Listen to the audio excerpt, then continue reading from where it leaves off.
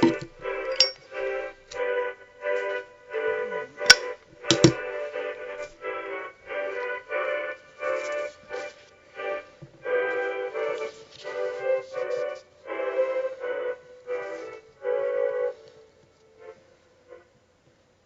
noite, meus amigos. Estamos aqui de volta.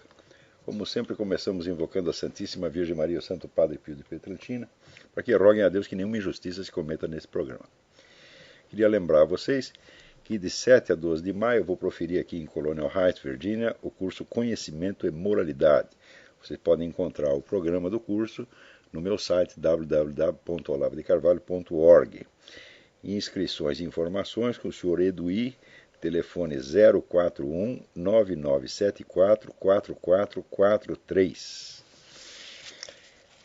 Então, essa semana recebemos aqui um e-mail de um professor de História da Universidade Federal de Tocantins, Dr. Bertone de Oliveira Souza, né, que está reclamando sobre o conteúdo das minhas matérias. Diz ele aqui, ao ler os textos e assistir os vídeos do seu site, algumas questões me pareceram muito preocupantes. O site se dedica de forma unilateral a criticar tudo o que compreende como esquerdismo, incluindo aborto, eutanásia e homossexualismo. Então, em primeiro lugar aqui, seu Bertone, é o seguinte, o senhor algum dia já escreveu com o vermelho.org para reclamar que eles criticam unilateralmente tudo que se compreende como direitismo? Não. Então quer dizer que no Brasil já se tornou normal você ter milhares de sites de esquerda que criticam a direita. Tem um de direita que critica a esquerda. Isso é muito preocupante, o homem está muito preocupado, né? No que diz respeito ao Olavo de Carvalho, é estarrecedor vê-lo defender alguém como o pastor Silas Malafaia.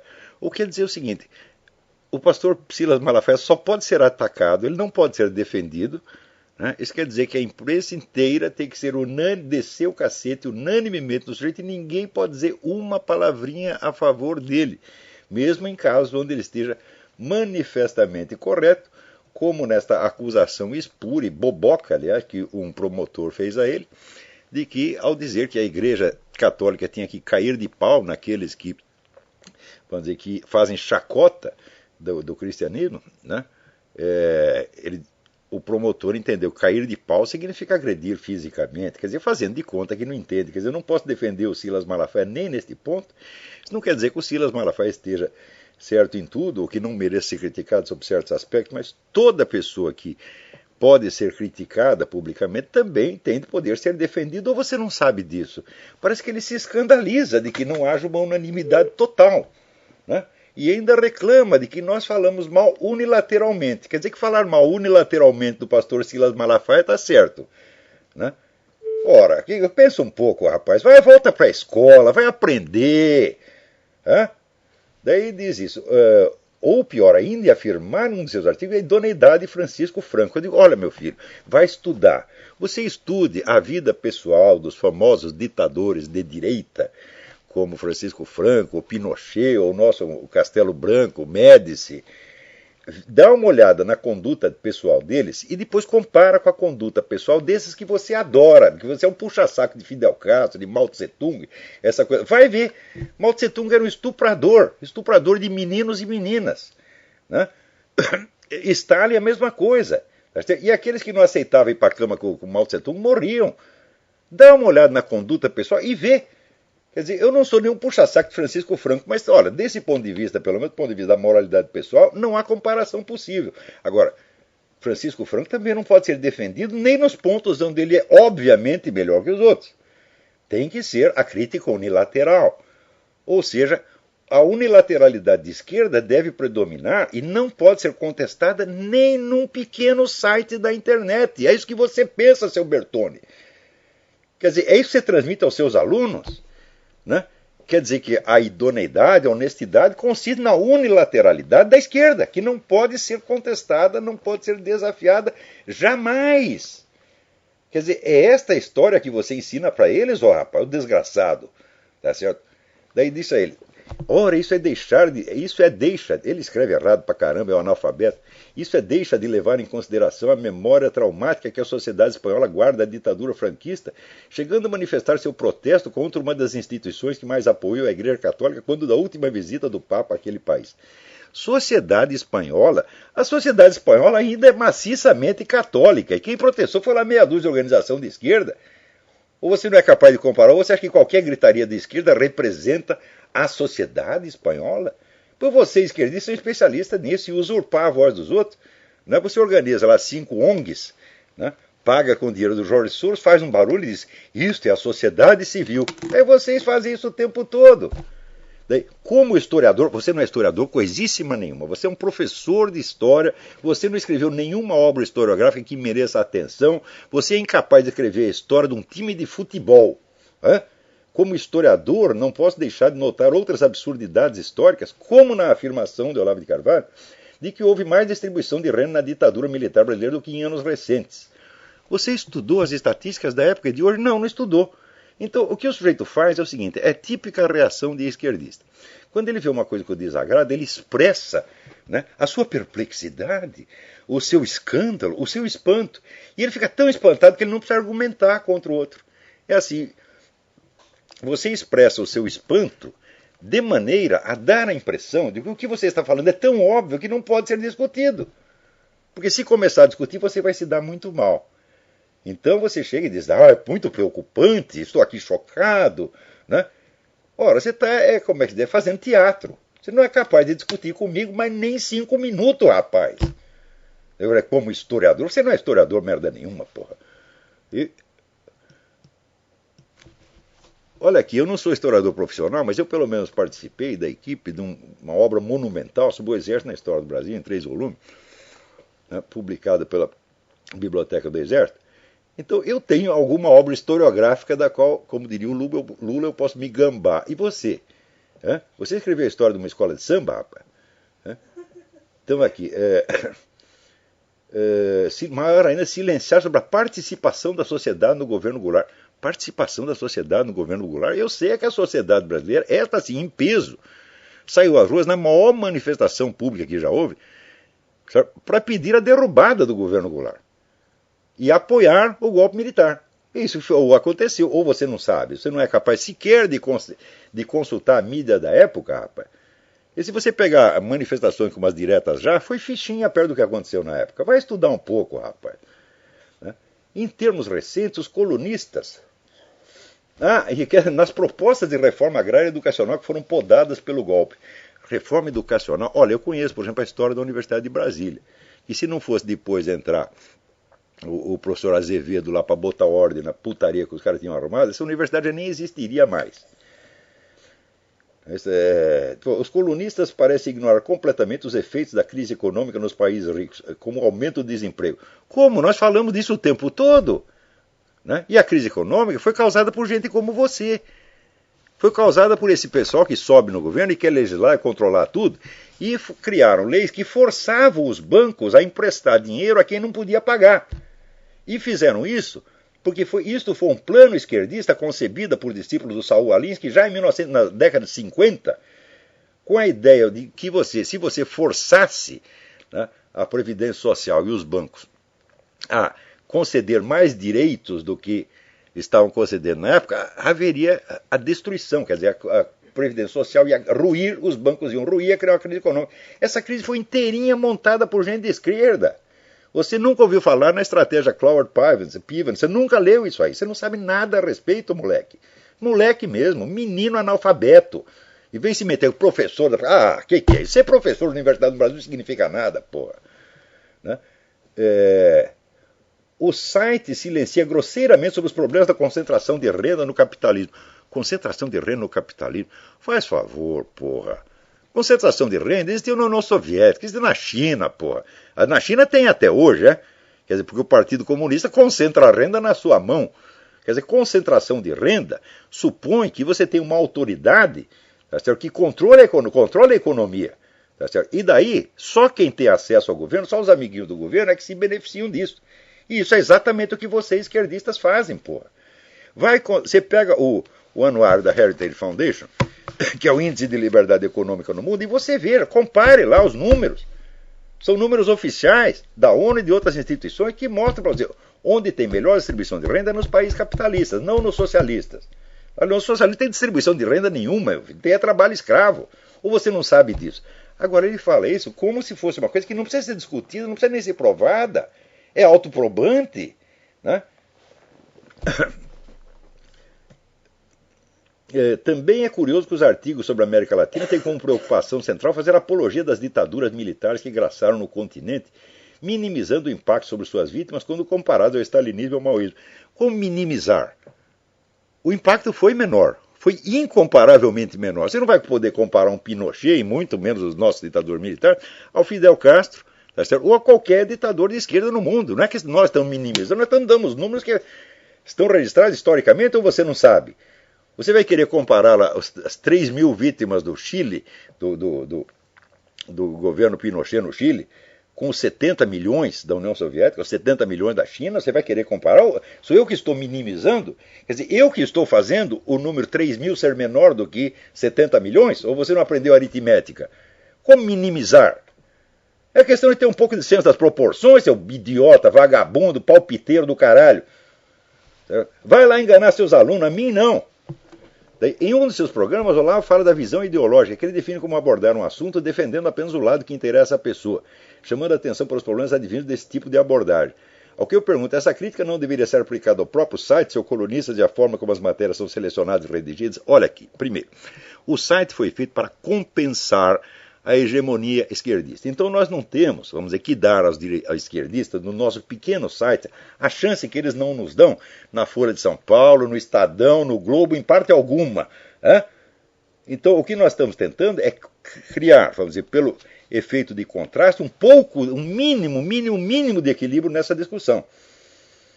Então, se todos os sites repartissem o seu espaço, né, dando espaço para todas as vozes, para todas as modalidades de pensamento ideológico, então sim, nós faríamos o mesmo, mas não tem sentido. Se o nosso site é feito justamente para formar um contraste e criar, vamos dizer, o mínimo de equilíbrio indispensável, o mínimo de confrontação indispensável, então é claro que a sua crítica não é procedente. Ademais, você está confundindo duas coisas. O pensamento ideológico não se define por defender um lado. Todo mundo defende um lado. Tá certo? Não é este o problema.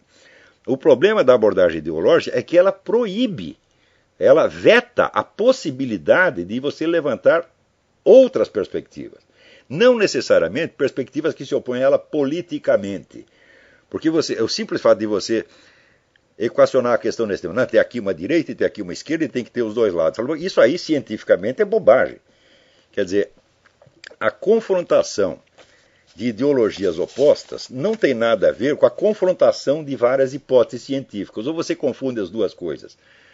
Você está confundindo, vamos dizer, a simples, vamos dizer, honestidade num debate político, que é dar voz, direito de voz a todas as facções, com a confrontação científica de hipóteses, que é do que eu estava falando. Mas esse indivíduo ele não imagina que isso possa existir. Ou seja, aonde você estudou história, moleque? Então tá aí.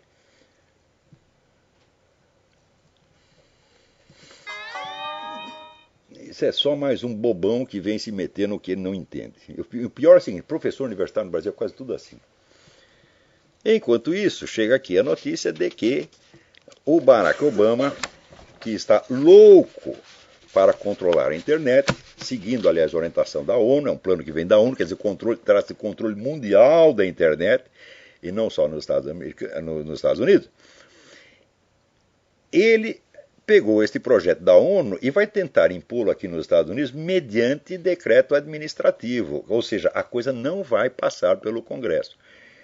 Eu estou dizendo há anos, e esses historiadores de merda não são capazes sequer de estudar um pouco o assunto para ver o que está acontecendo. Eu estou dizendo que de 30 anos para cá existe uma nova técnica legislativa que está sendo aplicada no mundo inteiro.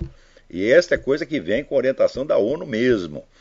A técnica consiste no seguinte: evitar que as questões sejam levantadas e discutidas no parlamento. Então você legisla não através de leis aprovadas pelo parlamento, mas através de portarias, de decretos administrativos, de normas técnicas, ou seja, você vai roendo pelas beiradas. Você não permite que as grandes questões cheguem ao parlamento, você contorna o parlamento. E você legisla numa instância inferior ou através de decreto presidencial, como o presidente está fazendo aqui. São as famosas medidas provisórias. Eu lembro que no tempo do FHC, né, qualquer coisa que o presidente assinasse como medida provisória, a esquerda inteira caía de pau, falava que isso é uma ditadura, ele está governando sem o parlamento. Vocês, quando sobem ao poder, você faz isso 1000 vezes mais. E pior, a mídia não reclama, porque a mídia está entendendo do seu lado. Por exemplo, esta questão do controle da internet, não tem um único grande jornal americano que esteja acompanhando isso. Isso é um acontecimento, vamos dizer, da mais alta importância, e a população americana está ignorando. Só não ignora porque estão usando a própria internet para divulgar o que se passa. E para fazer com que as pessoas protestem. Na Europa, se tem movimentos de protesto de rua já contra isso aí. Tá certo? Também não são noticiados. Então, presta atenção, gente. A liberdade da qual nós desfrutamos ainda na internet está para acabar. Pior, se o Obama passar esse decreto viola ostensivamente a própria Constituição americana. E ele sabe que esse projeto jamais seria aprovado no Congresso. Mesmo os democratas, mesmo a turma da esquerda não ia querer um treco desse. Então, como não vai passar no Congresso, que faz? Não precisa do Congresso, nós legislamos aqui por decisão administrativa. Né? Então, acompanhe lá. Você vejam no site da United States Justice Foundation, eles estão acompanhando isso aí muito bem. Quer dizer, se não fossem essas entidades que se dedicam a pesquisar essas coisas, divulgá-las e lutar, né, contra esse tipo de abuso de poder, nós não estaríamos nem sabendo o que se passa. Porque se você for depender de mídia, hoje estou dizendo para vocês, a mídia mudou de natureza. Nos Estados Unidos, quem controla a mídia inteira são 6 grupos empresariais. 6! Isso quer dizer que basta 6 pessoas estarem de acordo, quer dizer, um sujeito telefona para 5 e está decidido o que o povo vai saber e o que ele não pode saber. Foi assim que conseguiram esconder, por exemplo, essa questão dos documentos falsos do Obama. Estão escondendo até agora. Você tem, pelo menos metade da população americana não sabe disso. Então, pior, os que sabem através ou de um site, ou de uma associação, ou de um movimento político. Então, essas informações não adquirem fé pública, porque fé pública é só através, vamos dizer, dos meios de comunicação de massa que atingem toda a população ao mesmo tempo, de modo que todos fiquem sabendo a mesma coisa e cada um fique sabendo que os outros estão sabendo a mesma coisa. O que é a condição indispensável para um debate. Só existe debate quando todas as partes envolvidas dispõem das mesmas informações e estão conscientes de que o outro lado também tem acesso às mesmas informações e só que as interpreta diferentemente. Então você, partindo de uma base de fatos que é comum e que é publicamente conhecido, você arma o debate em cima. Sem isso não há debate. Então, como as informações fundamentais não aparecem na grande mídia, então elas não adquirem fé pública. São só grupos e pessoas que sabem daquilo. Então você não pode criar um debate público em torno daquilo. Você não pode discutir isso no New York Times, porque se você vai levantar essa questão no New York Times, você tem 2 anos de informação faltantes. E você não pode, no curso de um debate, mesmo que eles vão entrevistar aqui um fulano, e ele chega lá e ele fala deste projeto de controle da internet, por exemplo. Só que ele não pode, no espaço de uma entrevista de 20 minutos, dar todas as informações faltantes que deveriam ter saído ao longo de meses e meses.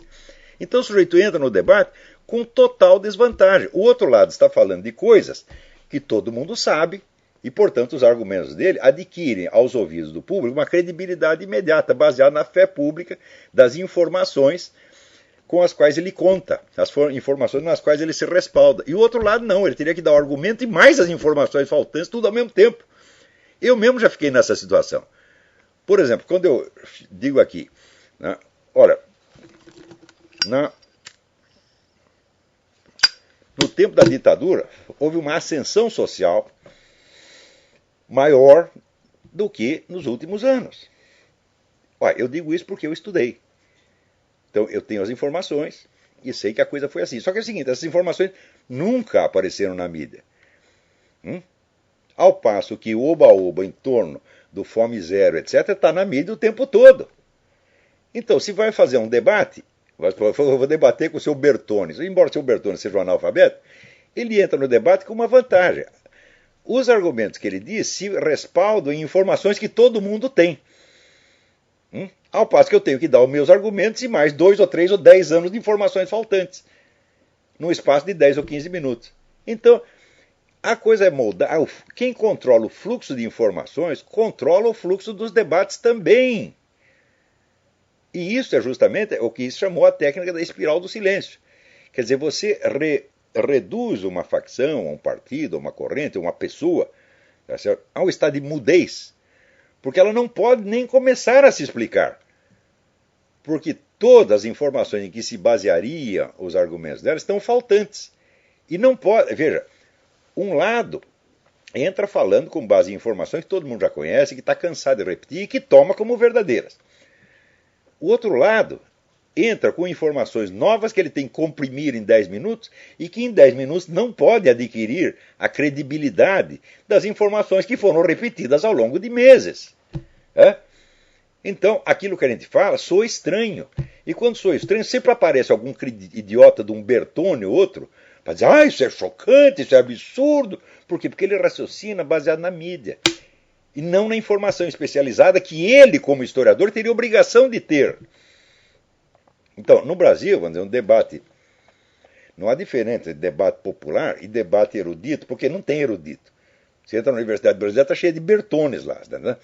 Então, Bertone, ele lê a Folha de São Paulo, ele ouve o Globo, ele acredita naquilo.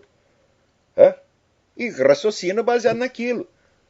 Por exemplo, quantas vezes vocês viram na TV brasileira documentários falando de atrocidades americanas no Iraque ou até no Vietnã, etc, etc. Bom, quando você vai somar o número de vítimas, é irrisório em comparação com outras guerras. E quantas vezes vocês ouviram falar, por exemplo, de atrocidades chinesas no Tibete?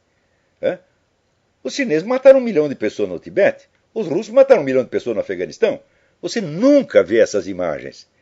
Então, quando a gente chega e diz, olha, se você for ver violência comparativa, os americanos, comparados com qualquer outro governo de uma potência grande, são um doce de coco. Tá certo? Então, só que a comparação, você entra no terreno da comparação com uma perna a menos. Você tem os argumentos, mas as informações estão faltantes. Você tem que rapidamente transmiti-las. Então, você está ali armado de informações novas, inéditas e chocantes. Você sabe que a maior parte da população, naquele momento, não vai acreditar. Precisaria de anos para acreditar. Como? Vocês precisaram de anos para acreditar no Foro de São Paulo.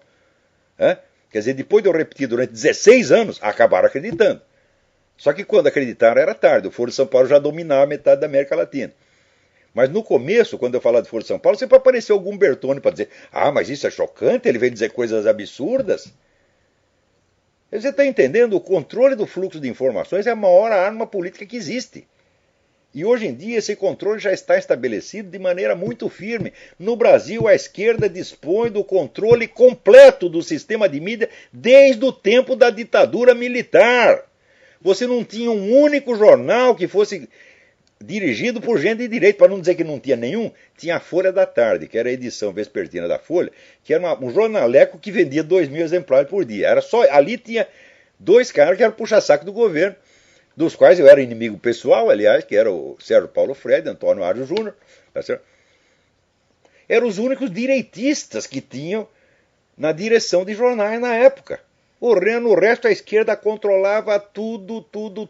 E já naquele tempo, dentro do tempo da ditadura, eliminava e boicotava as vozes da direita que tinha lá. Pois não calaram o Gustavo Corsão no Globo, porra. Né? O Luiz Garcia não se gabou publicamente de ele ter conseguido. Nós conseguimos tirar o Gustavo Corsão. Isso foi no tempo da ditadura, porra. Então, quer dizer, vocês têm 50 anos de informação selecionada com base nos interesses da esquerda, e vocês se alimentam disso e acreditam.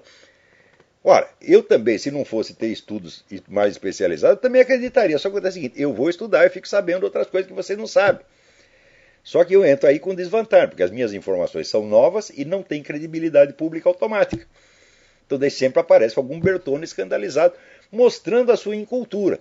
Porque o povão não tem acesso a essas informações. Mas você, como historiador, rapaz, você teria obrigação de ter acesso. Então vamos perguntar para quantas biografias de Francisco Franco você leu? Nunca nenhuma. Eu li algumas. Se pedir para você, me dê aqui o nome de 10 historiadores da Revolução Espanhola. Você não sabe, você não sabe nenhum. Então, é claro, você raciocina com base em informações de mídia popular. Eita vida, é duro, né? Então agora aqui, o Jorge André Carneiro da Cunha me pergunta: queria saber sua opinião sobre o excesso de líderes latino-americanos de esquerda supostamente doentes de câncer. Lugo, Rousseff, Kirchner, Castro, Silva, Chaves, Ed Catero. Seria castigo dos céus? Falou, eu não sei. Eu não tenho linha direta com Deus para saber essa coisa. Tá certo? Mas, se é castigo de Deus, seria merecido, né? Então, se não é bem trovado.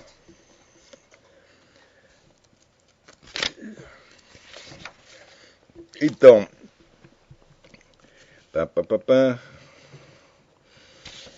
vamos ver aqui. Aqui. Teve um sujeito aluno da UNB, né, que ele publicou lá uma tese, até tem o resumo da tese dele aqui.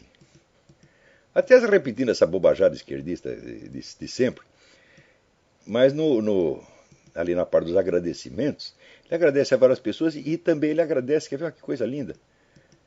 Agradeço ao vegetal ayahuasca e a todas as pessoas pelas quais tive acesso ao mesmo.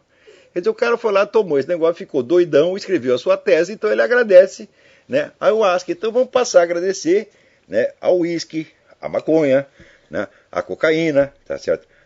A pinga, né? Vamos agradecer, tá certo? Eu sei o seguinte, por exemplo, o Graciliano Ramos, ele só escrevia bêbado, né? Então ele escrevia assim, tinha uma pilha de papel, um lápis e uma garrafa de pinga.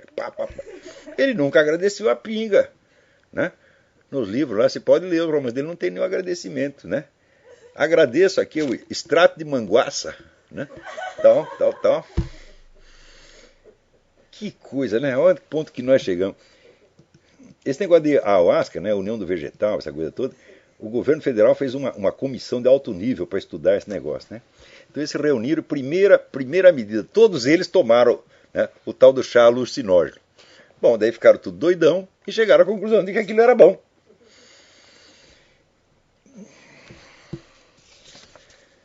Agora aqui, diz que um sujeito inventou aqui uma espécie de carne artificial, né, feita com células troncos de vaca. Eu digo, escuta, até parece que está faltando vaca no mundo, meu Deus do céu. É uma coisa impressionante. Vocês já repararam, o preço da carne no Brasil sempre foi dos mais baixos do mundo, né? Todo mundo come carne, né? No Brasil, tanto que você vê, o pessoal fala pobreza, mais distribuição de renda, mas hoje em dia você tem mais um problema de obesidade do que de desnutrição. Quando você vai ver quantas crianças morrem de desnutrição por ano, é uma quantidade irrisória mínima. Ou seja, desnutrição não é um problema de saúde pública no Brasil. Desnutrição não é problema algum. O brasileiro, às vezes, está sem sapato, né? Na casa dele não tem água encanada, né? Está vestido com trapos, tá certo? Não tem onde morar, mas comida ele tem, porra. Você vê esse pessoal, né? Os sem teto, né? Que estão na rua lá pedindo esmola, ele está gordo, né? E no Rio a gente sempre via lá umas senhoras com os bebês, né? Na mão pedindo esmola, aquela cara de coitado, bebê gordinho, com fralda descartável, né? E ficava os meninos na porta do McDonald's. Ô tio, daí um hambúrguer, né? Ele já tinha comido 15 hambúrgueres, o menino tá gordo pra caramba, quer mais um hambúrguer. Claro, ele tá, leva mais um, come, tá tudo certo, né? Então, a carne artificial para acabar com a fome no mundo, puta vida. Olha, quando inventaram, né, os transgênicos, foi isso também. O inventor dos transgênicos é o cara que o sonho dele é acabar com a fome no mundo. Só que é o seguinte, não são inventos técnicos que vão acabar com a fome no mundo. Né? Então, o que vai acabar com a fome no mundo é assim, é acabar com todas as ditaduras socialistas, fascistas, com todos esses sanguessugas e deixar o povo trabalhar e ganhar dinheiro, porra. É a coisa mais simples. Ninguém precisa acabar com a fome. Ninguém precisa resolver o problema do povo. É só tirar os obstáculos e deixar o povo se virar. Você vê no Brasil, vamos dizer, onde eu acompanhei as coisas, até a década de 90, mais ou menos, 60% do nosso produto bruto era da economia informal. Não era fabriquinha de fundo de quintal, o moleque fazia bolo para vender para os vizinhos. Era isso. Daí o governo resolveu regulamentar. Daí fudeu, você está entendendo? Ora, uma economia informal que é capaz de sustentar 60% de um país é uma economia pujante. Então tinha que ser incentivado e deixar o pessoal trabalhar, desregulamenta tudo, tira as leis, deixa trabalhar e ganhar dinheiro, porra. Então esse é que é o problema. No Brasil, só tem dinheiro quem é amiguinho do governo. Pergunta para os empresários. Né? Você quer montar uma fábrica, sei lá, fábrica de rolamentos, não é? Você não vai conseguir vender as porras do rolamento se você não azeitar a mão do fiscal, se você não tiver amizade com o ministro, se você não entrar em projeto do governo federal. É assim. É isso que estrangula o Brasil e é isso que estrangula o mundo inteiro. Cheio de bertones em volta para apoiar e achar lindo. Isso é que é a verdadeira exploração, meu Deus do céu. São sanguessugas. Aqui nos Estados Unidos é a mesma coisa. Né? Quer dizer, a economia americana está indo para as picas por quê? Regulamentos, né? E fiscais, impostos, etc. Assim não há quem aguente, pô.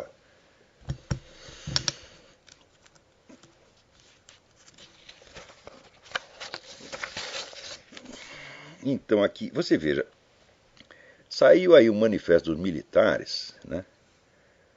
Reclamando, mostrando assim um desacordo, né? Veja que coisa, desacordo dos ministros militares em relação a certas declarações sobre o tempo do governo militar.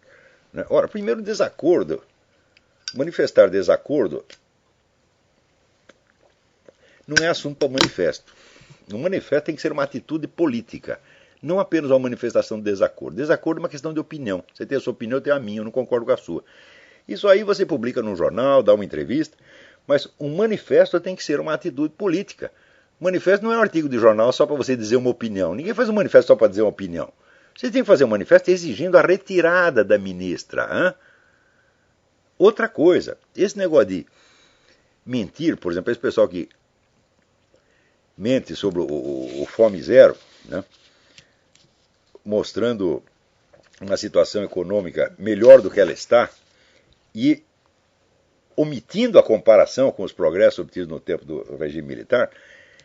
Esse pessoal já passou do ponto de a gente manifestar desacordo. Esse pessoal tinha que ser processado.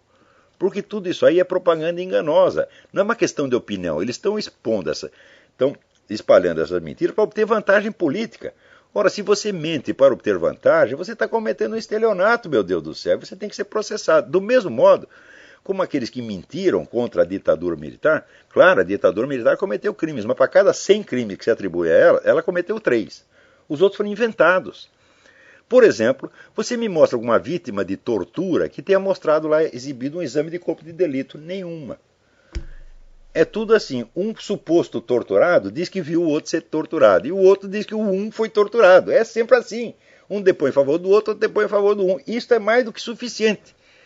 Tá certo? Então, na verdade, não há provas da maioria desses crimes que se imputam ao governo militar. No entanto, eles são divulgados sem possibilidade de contestação, sem nenhuma discussão. Às vezes a única contestação que vem é a contestação interna, quer dizer, a coisa é tão absurda em si que ela mesmo prova que está mentindo.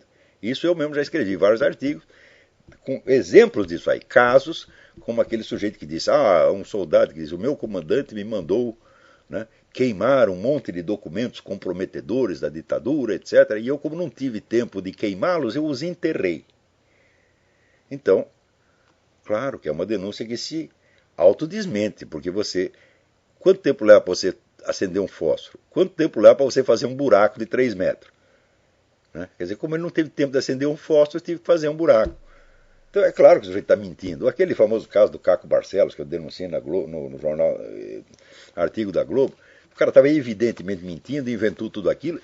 O que acontece? Existe, vamos dizer, uma consciência de idoneidade jornalística que julga o cara por isso? Não, ao contrário, deram 2 prêmios jornalísticos para o cara por causa de reportagem mentirosa. Obviamente mentirosa. Pior, o pessoal que deu o prêmio para ele não quer saber se aquilo é verdade ou não. É conveniente para eles, é conveniente para a esquerda, então pronto. O cara está premiado. Isso é o que se entende como jornalismo do Brasil hoje. Agora, no meio disso, a gente cria um mídia sem máscara para compensar um pouco, né, esse desequilíbrio monstruoso, essa parcialidade monstruosa, e vem aí um Bertone ou outro palhaço qualquer, né, dizendo, vocês são muito unilaterais. É claro que somos unilaterais, porque o outro lado também é unilateral, só que é o seguinte, ele domina todos os espaços. Então nós temos que aproveitar o espacinho que nós temos para tentar equilibrar, introduzir um mínimo de equilíbrio. Tá certo? Agora, saiu aí na agência JB, está aqui, um artigo do Ives Gandra muito bom sobre o crescimento da cristofobia. Tá certo? Ele mostra que esse negócio de perseguição a cristão no mundo já está alcançando proporções alarmantes. Pior é o seguinte, é que existem dois tipos de perseguição. No mundo islâmico e comunista, você tem a perseguição física, você tem a matança direta. Mata, prende, né? Expulsa. E no Ocidente, você tem o cerco legislativo cada vez mais engenhoso, cada vez mais astucioso, porque eles sabem que eles não podem entrar, vamos dizer, num ataque direto, não pode proibir a religião, como se fez na União Soviética, né? Porque vai ter uma reação popular muito grande. Então o que você faz?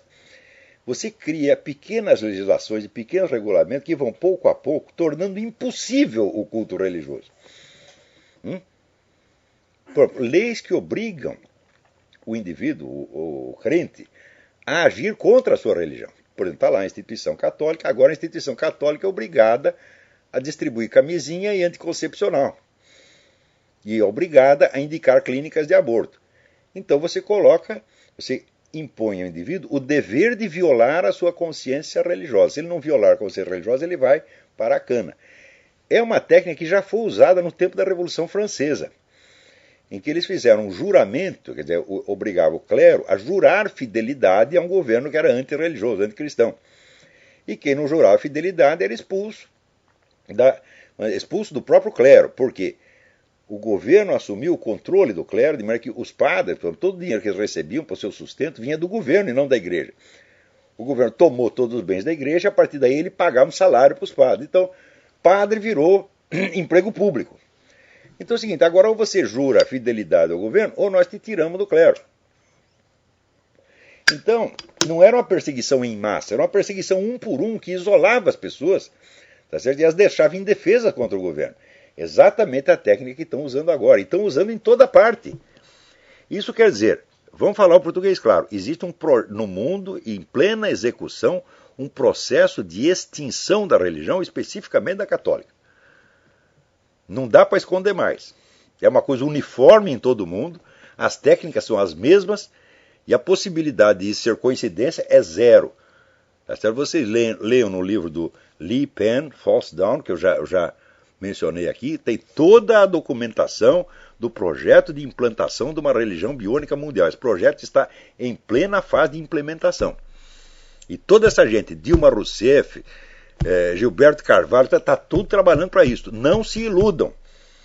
Agora, outro dia veio aquele senador evangélico, Magno Malta, né? Fez um belo discurso contra os abortistas e gaysistas do governo, dizendo que eles estão impondo o império gay a toda a nação, contra a opinião da maioria. É verdade. Porém, no mesmo discurso ele confessa, eu faço parte da base do governo, eu percorri o país fazendo propaganda à dona Dilma e tentando melhorar a imagem dela. Por que você fez isso, Magno Malta? Foi por falta de aviso? Não, você fez isso porque você é um analfabeto. Você não tem cultura política suficiente para saber com o que você está lidando. Você não sabe sequer o que é o PT. Você nem leu sequer os documentos internos do PT. Você não sabe a história do movimento comunista no Brasil e na América Latina. E, no entanto, é senador. Então, você é feito de trouxa com a maior facilidade. Depois que quando percebe que foi feito de trouxa, fica louco da vida. Só que você percebe com atraso. Porque que eles iam fazer isso, eu estou dizendo isso há 20 anos. E como é que eu estou dizendo isso? Por adivinhação? Não, é porque eu li as atas de congresso do PT e li as atas do Congresso de São Paulo, do Foro de São Paulo, e sei o que eles vão fazer porque eu sei o que eles dizem que vão fazer. Então, os caras dizem que vão sufocar a religião católica, a religião cristã de modo geral, e transformá-la em instrumento de propaganda comunista. Eles dizem isto, né? E você sai pelo país dizendo, não, a Dilma não vai fazer isso, ela é uma pessoa confiável. Com base no quê você diz isto? Você não tem fundamento para dizer uma coisa dessa. Você diz isso porque você quer e porque lhe pareceu politicamente conveniente no momento. Então, você tem todo o apoio, o nosso apoio por esse discurso que você deu, mas o resto da sua vida política, meu filho, você quer saber, não vale nada. Você está tentando se redimir por um discurso decente, depois de ter trabalhado por uma causa indecente por anos a fio. Da onde você tirou essa ideia de que podia confiar na Dilma? Só porque ela disse, quando você vê toda a carreira dela e toda a carreira do PT, você acha que tudo isto, como diz, é teoria da conspiração. Sabe por quê? Porque não saiu na grande mídia. E você não estuda documentos de fonte primária. Você vê o Jornal Nacional e acredita. As suas fontes de informação são apenas a mídia popular. Só que isto, para um político profissional, para não falar de um historiador, de um cientista político, é pecado mortal. Você tem que raciocinar com elementos científicos, meu filho. Ou seja, baseado em documentos de fonte primária. Dos documentos internos. E pior ainda, você não pode entrar num confronto ou até numa colaboração com um partido nitidamente comunista sem você ter estudado o comunismo, meu Deus do céu. Então vou fazer aqui, o seu senador Magnota, vou passar uma sabatina de marxismo em você. Teoria e estratégia do marxismo. Você não sabe nada disso. Só que é o seguinte, eu estudo a coisa há 40 anos.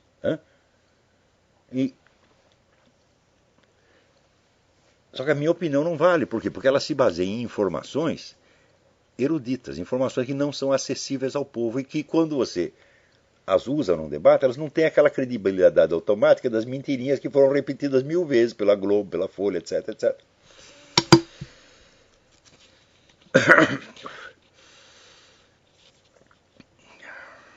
Olha aqui. Meu Deus do céu, na Inglaterra, clínicas particulares acertam fazer abortos em mulheres que simplesmente não querem ter o bebê de determinado sexo. Ela quer menina? É menino, então pode abortar. Ela quer menino, pode abortar se for menino. A prática é ilegal, mas está crescendo na Inglaterra e ninguém faz nada. Quer dizer, o governo não quer fazer nada contra. Por quê? Porque faz parte do plano da ONU universalizar a prática do aborto. Assim como universalizar o casamento gay, etc, etc. Olha, no Brasil até aqui, querem fazer a Comissão de Reforma do Código Penal, quer descriminalizar o aborto realizado até a 12ª semana de gravidez, quando o médico considerar que a mulher não apresenta condições psicológicas de arcar com a maternidade. Ora, mas esse é o julgamento mais subjetivo do mundo. A mulher pode até ter uma crise psicológica durante a gravidez e depois ficar boa. Isso acontece muito, a mulher está em crise psicológica. Eu já vi isso com parenta minha. A mulher durante a gravidez, desesperada, querendo abortar, depois que nasceu o menino, ficou tudo maravilhoso.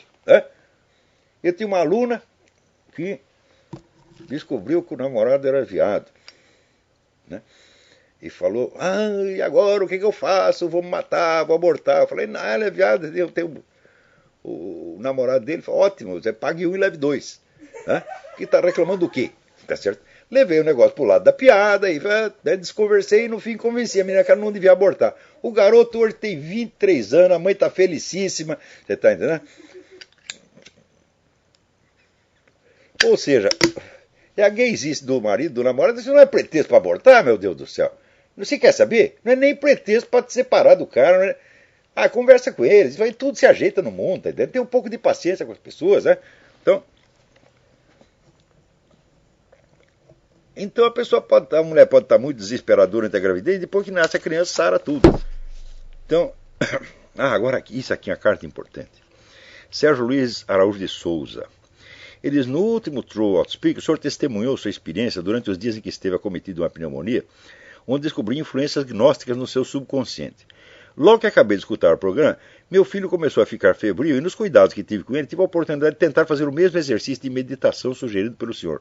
E para minha surpresa, eu que não havia levado muito a sério a experiência, comecei a descobrir as tais nefastas influências gnósticas também no fundo da minha mente. Foi algo aterrorizante para mim, que me achava tão santinho. Minha questão é a seguinte, além da sinceridade para com Deus e para comigo mesmo, expondo toda a sujeira interior na presença de Deus, há um caminho para se livrar disso. Não há um caminho, isso tem uma técnica. Você veja, se você fosse um cidadão vivendo ali, digamos, na Idade Média, então você está numa civilização cristã e você recebe informações cristãs tudo quanto é lado. Então você só ia virar agnóstico se você tivesse uma convicção pessoal daquilo. Quer dizer, você encontrou um mestre gnóstico, ele discutiu com você e conseguiu te convencer de que ele estava certo e você estava errado. Então daí você adere à seita gnóstica. Mas hoje em dia não, meu filho. Nós estamos numa cultura gnóstica. Ou seja, você recebe a influência gnóstica de tudo quanto é lado. E ela vem sob vários formatos, porque a gnose não é vamos dizer, um corpo de doutrina coerente. A gnose é uma atitude humana, é como se fosse um sentimento humano que se expõe de mil maneiras diferentes. Por exemplo, você tem seitas gnósticas que pregavam absoluta castidade, quer dizer, você não podia ter sexo nem mesmo para procriar, você tá entendendo? E tem outras que, ao contrário, pregavam a total liberdade sexual, a gandaia organizada, não é isso? Porque vale as duas coisas, porque eram modos. A ideia gnóstica, de certa maneira, é você destruir a criação para apressar o suposto retorno, né, da humanidade à sua fonte espiritual. Então, vale, assim, tanto vale proibir a procriação, quanto vale você criar um sex lib, uma putaria geral. As duas coisas levam para a destruição. Tá certo? Então, é por isso que você recebe a influência gnóstica, por exemplo, através do pessoal da Nova Era, do pessoal comunista, do pessoal abortista, do pessoal gaysista, tudo isso tem origem gnóstica. E assim, é como se fosse um monstro de mil faces diferentes. E isto constitui o arroz com feijão da nossa cultura, hoje em dia. Tá certo? Não é tudo, claro, os gnósticos não dominam tudo, mas eles dominam os 80%. Então, nós estamos recebendo isso o tempo todo. E pior, nem sempre a estamos recebendo sob a forma de pregação ou doutrinação. Aliás, eu odeio essa palavra doutrinação. Né? Doutrinação é você expor uma doutrina explicitamente. E não é isso que se faz. Coloca-se mensagem, ou gnóstica, ou comunista, ou ateísta, etc., etc., sob forma simbólica, em filmes, em novelas de televisão, em músicas. Tá certo? Na própria arquitetura se passa esta mensagem, a arquitetura da Bauhaus, e depois o pessoal do Le Corbusier, com o negócio da máquina de morar, tudo isso aí você cria um ambiente físico para induzir as pessoas a certas atitudes. Por exemplo, esses conjuntos habitacionais inventados pela Bauhaus foram criados para fomentar a delinquência, e fomentam mesmo. Está provado que você tem mais delinquência nesses bairros planejados assim do que em outros bairros mais antigos. Tá certo? Então, existe o livro do Michael Jones, a trilogia que ele fez sobre a influência gnóstica na arquitetura, na pintura, nas artes em geral. É um negócio arrasador. Então, nós estamos recebendo isso o tempo todo. Então, qual é a técnica? Meu filho, você tem que estudar. E quando se fala de guerra cultural, aonde acontece a guerra cultural? Diz, não é na rua, é na sua cabeça em primeiro lugar. Quer dizer, é a famosa pergunta, da onde eu tirei esta ideia? Aprenda a rastrear a origem das suas opiniões, a origem das suas atitudes. Por exemplo, esse seu Bertone, eu poderia dar um curso inteiro para ele. Pega cada uma das opiniões dele, agora, esse seu Bertone, o senhor vai dizer de onde veio esta ideia, onde o senhor a ouviu pela primeira vez. O senhor não vai nem saber, porque aquilo vem por tudo quanto é lado, se incorpora no seu subconsciente e você reage com base naquilo por automatismo. Não passa pela sua consciência crítica, não passa por um exame racional. Não dá tempo. Então, só pode se precaver contra isso quem tenha a plena consciência da guerra cultural e busque, vamos dizer, se munir dos meios de compreensão desses mecanismos de controle e de influência que estão em uso hoje. Agora, se você não se preocupa com isso, se você deixa essa influência entrar e você pensa que tudo vai se resolver automaticamente, então você já é uma vítima inerme. Pois eu estou dizendo que eu aqui aos 65 anos, depois de muito estudar, ainda sobrou porcariada gnóstica no fundo da minha mente. Está muito lá no subconsciente, mas de vez em quando eu posso reagir com base naquilo. Não é isso? Então, na verdade, se você quer saber, todo o processo da Revolução Gramsciana é de influência inconsciente. Quando o Gramsci diz o partido tem que adquirir a autoridade onipresente e invisível de um imperativo categórico de um mandamento divino. Ele quer dizer o seguinte, as pessoas têm que ser induzidas a reagir de maneira favorável ao partido sem que elas nem pensem nisso. Ou seja, eles estão querendo moldar não as suas opiniões conscientes, mas as suas atitudes automáticas, os seus automatismos mentais, as suas reações no dia a dia. E isto é que é justamente a guerra cultural, meu filho. Porque senão seria apenas guerra ideológica. Guerra ideológica é guerra de ideias. Uma ideia confrontada. Mas quando você fala cultura, Não são ideias, são sentimentos, são imagens, são sonhos, são reações automatizadas, são nuances de linguagem. É aí que está a briga. E na hora que você começa, vamos dizer, a examinar esse maquinário todo, mostrar como funciona, mostrar como isso domina a consciência das pessoas, sempre aparece alguém que fica bravo, ou que vai dizer que isso é a teoria da conspiração. Tá certo? Então, de certo modo, essa sacanagem organizada, ela tem em si a sua própria defesa. Na medida em que, depois que este projeto de controle da mentalidade popular alcançou um certo domínio dos meios de comunicação, daí para dentro fica muito difícil você reagir. Você só vai ter acesso, só vai conseguir transmitir meios de defesa a pessoas que estudam. O povão está completamente indefeso. Quer dizer, por exemplo, essas explicações que eu dou alcançam estudantes, intelectuais, etc, etc. O povão, meu filho, como é que eu vou poder defender o povão contra a influência do programa do Faustão? Eu vou chegar lá e dizer, meu filho, você vai ter que estudar aqui dialética platônica, história, não sei. Não vai dar. Então eu faço o que eu posso, eu tento defender os que estão ao meu alcance, que são, vamos dizer, os meus alunos, um certo público que lê as minhas coisas, que são pessoas de um certo nível de cultura.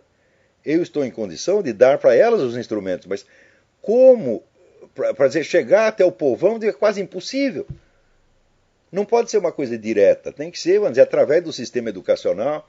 Quer dizer, é claro, um grupo de intelectuais pode, aos poucos, influenciar o sistema educacional e colocar essas coisas, esses mecanismos de defesa em circulação.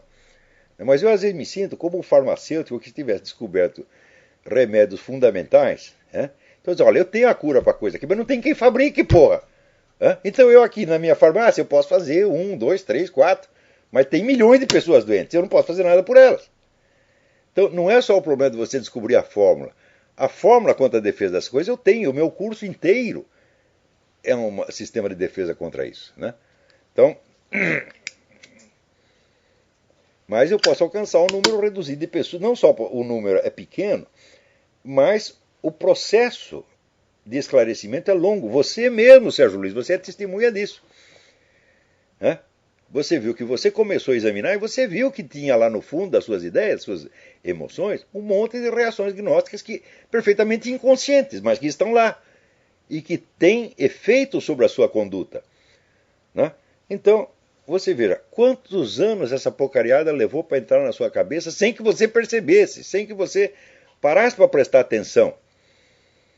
Você conhece alguém que esteja fora do alcance da Rede Globo, ou da propaganda, ou da música popular hoje em dia, que é praticamente só isto, é praticamente só mensagem gnóstica? Então, ninguém está imune contra isso. Como não está imune, estamos todos, como diz, quem sai na chuva para se molhar, então nós já todos estamos molhados, pô. Então é isto. Tem outra questão aqui. Outra questão é sobre Otávio de Faria, Lúcio Cardoso e Cornélio Pena, escritores homossexuais e católicos, citados pelo senhor em artigo recente. É interessante que eles tenham sido relegados ao anonimato por serem católicos e nunca por serem homossexuais, enquanto os romancistas sociais regionalistas foram elevados à posição de gênios. É o Brasil marxista e anticatólico. Mas estou falando, a cultura brasileira, nos últimos 50, 60 anos, é maciçamente de esquerda e é uma cultura da barbárie. Você vê, a partir da hora que essa esquerda se tornou dominante, acabou a cultura brasileira. A cultura sempre progrediu, não importando quem estivesse no poder. Porque nenhum governo foi canalha e filha da puta o suficiente para querer transformar toda a cultura em instrumento da sua promoção. Você vê que no tempo do Getúlio Vargas, que foi a ditadura que mais durou no nosso país, tá certo? Getúlio Vargas, quando soube, por exemplo, que Graciliano Ramos, que era um escritor comunista, estava na cadeia, ele mandou soltar imediatamente. Ou seja, ele, por ser um homem que tinha amor à alta cultura, ele protegia os escritores, mesmo quando eram inimigos do regime. Em Portugal, o Salazar, perguntaram para Eduardo Aquilino Ribeiro, ele falou, é um inimigo do regime, mas é um grande escritor português, é alguém que muito nos honra. Então, você é capaz de conceber o Fidel Castro fazendo isso? Por exemplo, falar do Armando Valadares, é um inimigo do regime, mas é um grande escritor, um grande homem? Nunca vai fazer uma coisa dessa. Então, esta é a diferença, está entendendo? Então, você vê, durante a nossa ditadura, né, os escritores esquerdistas ganhavam prêmios, escreviam na mídia, eram entrevistados, eram badalados, como sempre. Você vai ter um livro do Nelson Werneck Sodré que vai falar da perseguição do governo militar aos intelectuais. E ele dá com a língua nos dentes. E ele fala, naquele ano, então eu fui eleito para a Academia Brasileira de História Militar, recebi o prêmio do não sei o quê, saiu a 12ª edição do meu livro, fui elogiado não sei aonde. Então, o cara não vê, é isso que eu chamo de paralaxe cognitiva. Quer dizer, a vida dele está comprovando que as coisas se passam ao contrário do que ele diz. Mas ele não é capaz de raciocinar desde a experiência real. É tudo com base, vamos dizer, em conceitos abstratos que viraram fetiches mentais. Então, aí, Sérgio Luiz, parabéns por você ter feito essa experiência, por ter tido essa coragem, porque precisa muita coragem para fazer isso, porque isso é uma decepção com a gente mesmo. A gente pensa que a gente é muito esperto, fala, não, ele está sendo feito de trouxa há muito tempo. Então, é isto. Nosso tempo acabou. Até a semana que vem. Muito obrigado.